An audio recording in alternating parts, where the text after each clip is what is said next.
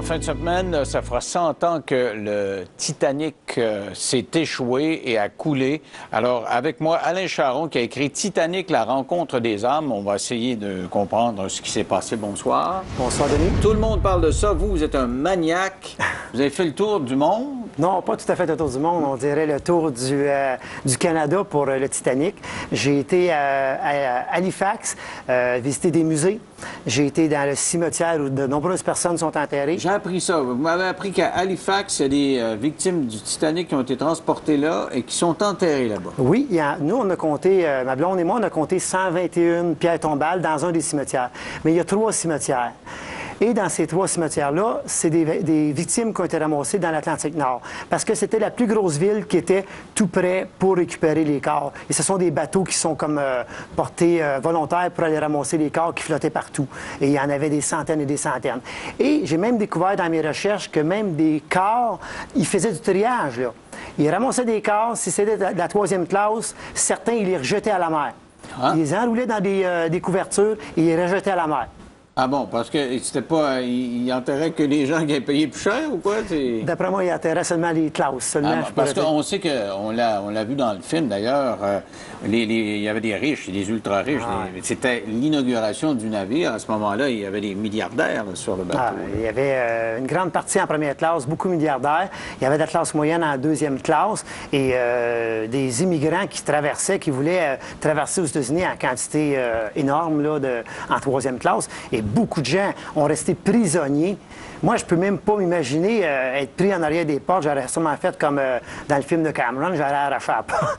Mais qu'est-ce qui vous fascine là-dedans? Qu'est-ce qui a fait que vous avez mis des années à écrire un livre? Vous avez fait des recherches partout. Qu'est-ce qui vous motive là-dedans? Bien, moi, inconsciemment, quand j'étais jeune, on en parlait beaucoup. Et à l'âge de 18 ans, j'ai commencé à suivre des cours de plongée sous-marine. J'ai fait de la compétition provinciale des Olympiades avec une équipe de pompiers d'Actonville, les jeunes pompiers. Et à la suite de tout ça, j'étais fasciné de respirer sous l'eau et de visiter tous les fonds marins. Alors là, mon intérêt était toujours là-dedans. Et un peu plus tard, en 1985, Robert Desballard a découvert l'épave du Titanic. Là, on en a parlé dans le monde entier. Alors, mon intérêt est encore plus grand, j'ai lu beaucoup là-dessus, mais j'avais même jamais pensé de faire un livre là-dessus. En 1997, M. James Cameron a sorti son film, populaire mondialement. Mais encore là, je n'ai pas l'idée de faire de film, mais j'ai été le voir plusieurs fois. Dans les 2 premières semaines, j'ai été voir le film 3 fois. Il y a plein de gens qui l'ont vu souvent. Mes filles l'ont vu souvent, ils ne sont pas partis à travers le monde pour aller chercher les bouts Titanic. Qu'est-ce qui vous a motivé là-dedans? Bien, c'est à la suite de ça, après son film, j'ai eu une idée. L'idée était d'écrire La vengeance des fantômes du Titanic. C'était comme une suite au film de James Cameron. Exemple, c'était des gens qui allaient sur l'épave du Titanic pour tenter de récupérer des objets. Alors, il y avait des âmes qui se rebellaient, qui empêchaient de prendre les objets dans ce tombeau-là.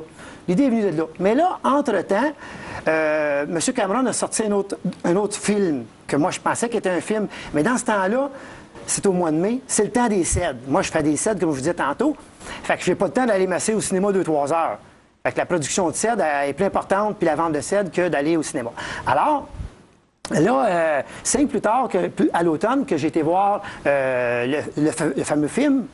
Et c'était pas un film, c'était un documentaire. Et là, ça vous a fasciné au point où vous avez écrit un livre. Dans votre livre, vous remontez, vous parlez de tous les bateaux qui sont échoués à peu près en même temps. On a eu l'Empress of Ireland dans le Saint-Laurent. Mm-hmm. Le bateau qui est venu à la rescousse du Titanic a coulé lui aussi. Le Carpathia qui était venu au secours du Titanic, que vous allez voir dans le film de Cameron, ceux qui vont aller le voir. Le Carpathia a sombré en 1918. Le 17 juillet 1918, il a été torpillé à la fin de la Première Guerre mondiale. Et lui aussi a sombré. Maintenant, c'est un épave qui a été découvert en 1999, pas loin de l'Angleterre. Il est à une profondeur de 155 mètres.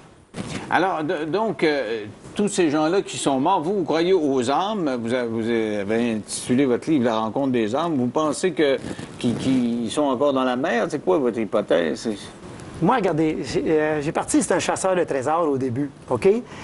Il doit confronter les âmes en quelque part.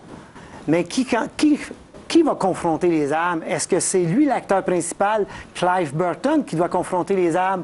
Ou ce sont les âmes à la fin? Exemple, les âmes qui ont survécu, qui ont été au paradis? Ou Ça, c'est un scénario que vous proposez à James Cameron. J'étais même... Vous êtes allé à Hollywood la semaine passée, vous l'avez proposé à qui? Il y a 2 mois. Vous l'avez proposé à qui? Je l'ai proposé à 10 maisons de production, à 12, mettons 10-12 maisons de production, mais j'ai même été au bureau de James Cameron. Et il vous a parlé? Ou... Non. Ah ouais. Il y avait un gardien qui était large comme ça et ne voulait même pas entendre parler de Là, moi. vous pelletez des nuages, ils ne feront pas un film avec ça. Là. Vous avez écrit votre livre, mais eux autres ne font pas un film. Non, je pense pas que Cameron...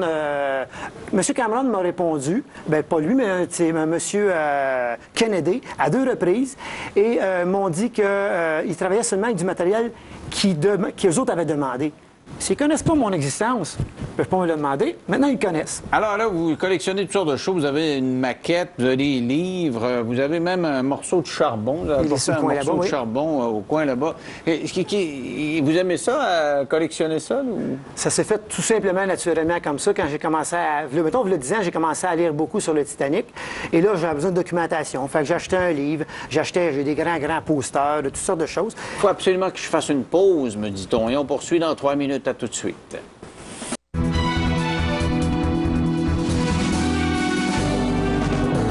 Avec moi, Alain Charron qui a écrit Titanic, la rencontre des âmes. Vous pouvez lire les 50 premières pages sur www.éditionpersévérance.com. Vous pensez que si les gens aiment ça, ils vont l'acheter. Sinon, ils jettent ça à la poubelle.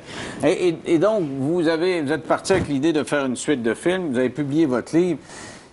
Dans le fond, ce que vous voulez, c'est réaliser votre rêve à vous, là. C'est ça qui est votre but, là. Bien, regardez, je vais travailler pour le produire moi-même. À l'instant qu'on se parle, là, j'attends une réponse d'une journée à l'autre pour qu'on rentre en scénarisation. Et, j'ai déjà envoyé et porté à plusieurs producteurs, dont à Hollywood. Pour un film, oui, parce que c'est... Est-ce que Céline va vous chanter sa chanson, là? Je pourrais pas dire, mais moi, j'ai déjà choisi la chanson parce que je suis compositeur-interprète aussi. Et j'ai un CD. J'aurais pu vous en donner une copie. Et j'en ai une copie ici.